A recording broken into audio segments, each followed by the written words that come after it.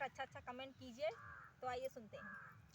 जाड़ा के मौज हीटरवा नौज घरे आवै सजनवा, जाड़ा के मौज हीटरवा नौज घरे आवै सजनवा, तुम्हारे लिए मैं जेवना बनाई, तुम्हारे लिए मैं जेवना बनाई, जेवै देवर भौजैया नौज घरे आवै सजनवा, जेवै देवर भौजैया नौज घरे आवै सजनवा, जाड़ा के मौज हीटरवा नौज घरे आवै सजनवा, जाड़ा के मौज हीटरवा नौज घरे आवै सजनवा, तुम्हारे लिए मैं गेड़ुला भराई, तुम्हारे लिए मैं गेड़ुला भराई, घुटबै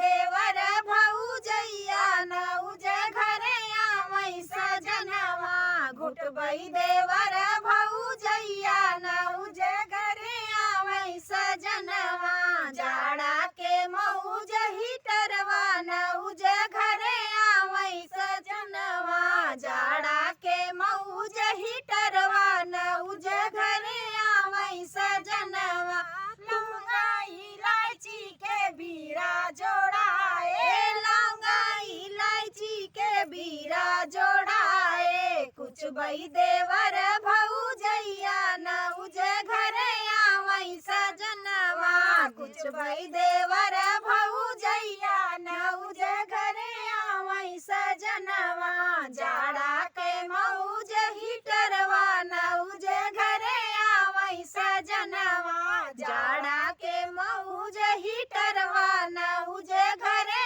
आवै सजनवा, फूला ही चुनी चुनी से लगाए, फूला ही चुनी चुनी से